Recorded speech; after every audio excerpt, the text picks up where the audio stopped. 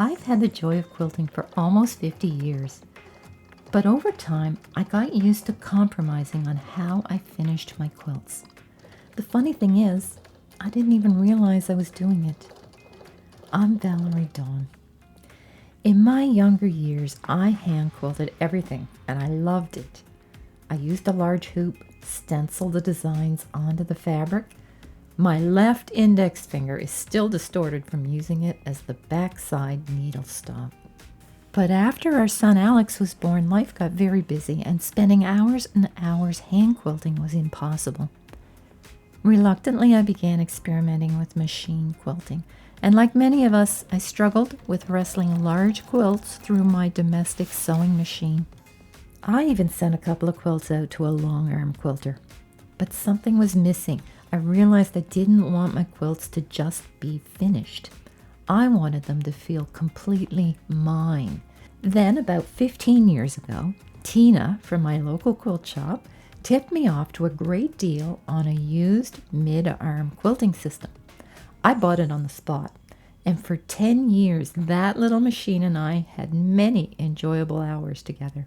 It worked perfectly for everything I wanted to do, until it didn't. Around that time, I began to get interested in free motion and ruler quilting. My sister Judy and I picked up so many fantastic ideas at quilt shows, and Judy's lovely free motion quilting was a great inspiration. I started to try some of these techniques, and I had some success, but it was really frustrating. Every ruler design meant rolling the quilt forward, then back, then forward again, all because I only had about 4 inches of working space. That was not fun since the plastic ratchets were worn out and I couldn't get parts anymore. So I started to save, but I couldn't justify $15,000 to $20,000 to make 4 or 5 quilts per year. So I kept using my mid-arm, all the time becoming more and more unhappy.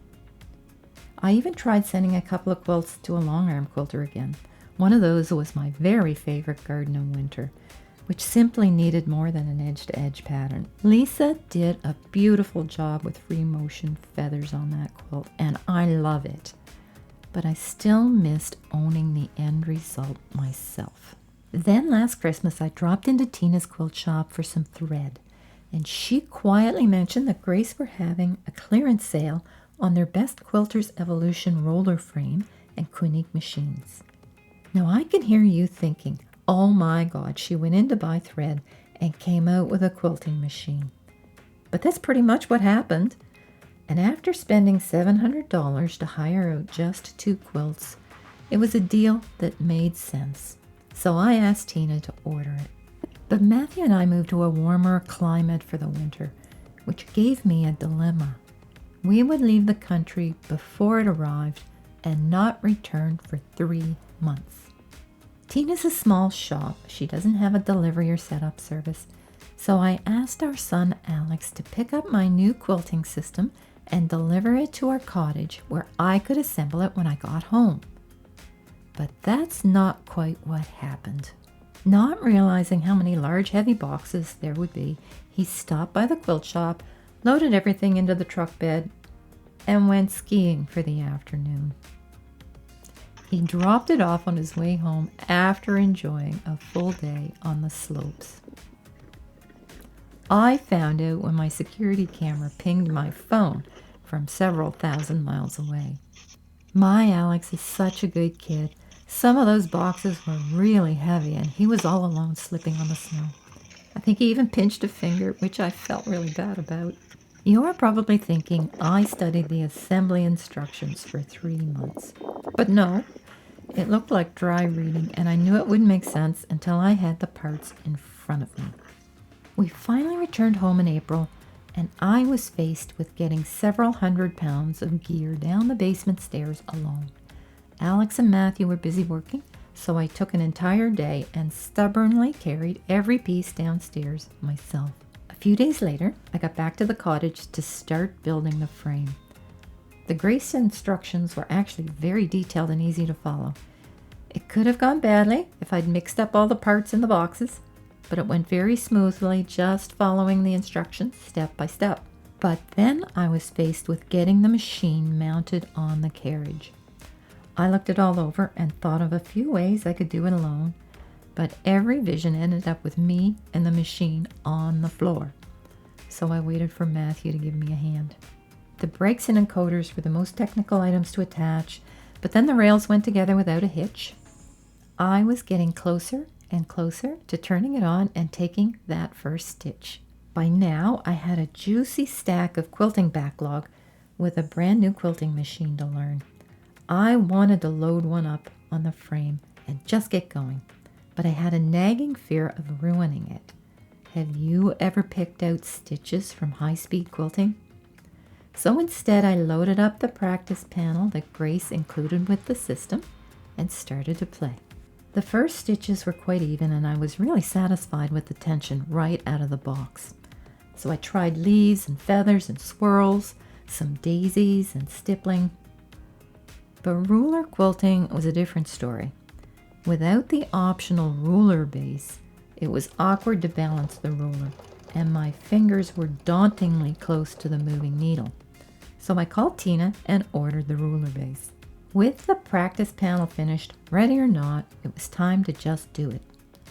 I found a lovely matching thread in my stash, loaded Terra Nova onto the frame, and started quilting. I decided on free motion leaves for the border, but to my dismay, the tension wasn't nearly as good as it had been on my practice panel.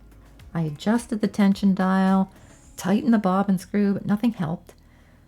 By then, I was getting frustrated, so I called it a day and came back with fresh eyes the next morning. Sleeping on a problem always seems to help, and it turned out to be the simplest solution. My top thread wasn't seated properly between the tension discs, so there wasn't enough tension on my thread. Terra Nova is a traditional hunter star design, and I really wanted to stitch in the ditch and echo stitch around the stars, in spite of still waiting for my ruler base. Thankfully, I didn't get stabbed because I would be upset if I got blood on my quilt. I'd seen some really lovely swirls at quilt shows, but I'd never tried them myself. So I watched one of Angela Walter's swirl videos before I tried it myself. Sometimes you just have to be brave. Tina finally called me to pick up my ruler base just in time to load up Driftwood Lane. It was finally time to try ruler quilting the way I wanted. Have you ever searched online for quilting ideas? Everything looks so expertly done and out of reach. But I really love simple piano key borders. From there, I just kept going, figuring out each section as I came to it. Lots of echo lines with pebbles filling the negative spaces, but I wasn't happy with my early stitch in the ditch around the stars. The light color thread looked sloppy against the blue fabric, and I still wasn't that good at holding the ruler straight. Then I realized I didn't have to stitch exactly in the ditch. It looked much neater if I stayed on the light color side of the seam, and with practice I got better at sewing a straight line. They're not perfect, but for the first time in years, I felt the same satisfaction I had when I used to hand quilt all those years ago. Was it worth it? Absolutely, because it gave me back the sense of fulfillment I'd lost when I stopped hand quilting. I just didn't even realize I'd lost it until now. I'd love to stay in touch with you. Just click the link below and I'll send you an email whenever I have a new quilting video, a quilting tip or story to share, or an occasional pattern.